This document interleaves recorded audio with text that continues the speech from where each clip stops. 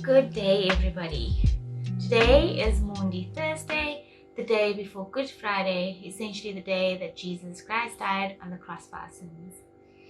And it got me thinking. We all know the history of what happened on the Thursday evening. If we could recite the story, we would be able to give all the details. We could fill in all the characters. We would be able to tell the story like it was written in a storybook opened right in front of us. But then this got me thinking, what was it like being in the room with Jesus and his disciples that night? And so to set the scene, we find ourselves in Jerusalem and it's Passover, and they have found a room. Jesus found a room. Him and his disciples found a room that we now know as the upper room, at least that's what we call it. And the Passover feast essentially was the feast that the Israelites celebrated or remembered how God saved them from slavery in Egypt. And so that is the festival that they celebrated. And so that was the Passover. And now getting back to the upper room process, we've got Jesus being in the room with his 12 disciples, and they've all been with Jesus plus minus 3 years. All of them have done the Passover with him at least 3 times. And so this wasn't a new process, but at the same time, everything about this evening was fairly different.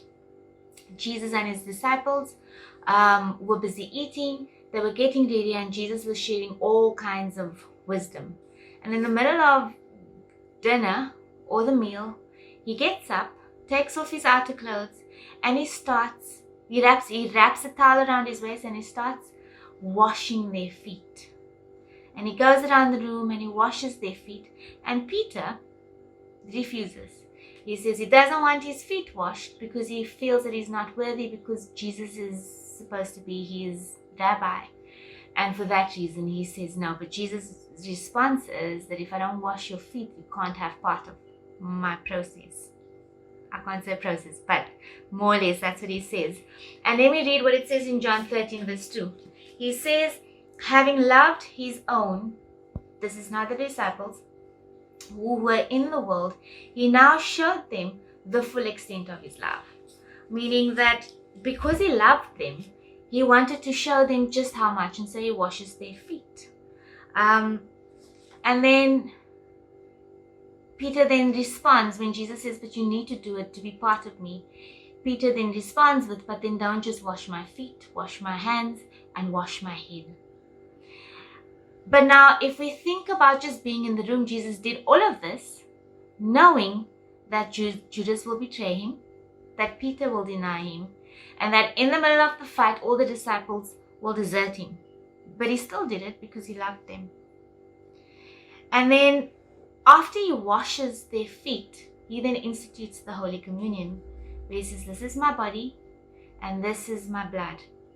And he essentially does this in the middle of Passover, dropping a massive hint to say that from this point on and forever, he will then be the Passover lamb. And so he does this with them, and he says to them, this is what you have to do in remembrance of me. But man, oh man, to be in the room, that would have been interesting. And so when I get to heaven one day, that's one of the movies I would like to watch, just to see what it is that they were doing. And so when we think about Thursday and we think about how we are getting ready to commemorate the weekend of Good Friday, taking a moment, and then on Sunday celebrating when Jesus essentially rose from the dead. If we think about it, the grace that we have been afforded to be able to be grafted into the vine because of the resurrection, and Jesus' death, because of Jesus' death and the resurrection. And so I only had 2 minutes. I can speak more. And I just would like to now wish you a blessed Good Friday and a wonderful Easter. And remember, on Sunday, we are all going to shout a year het opgestaan.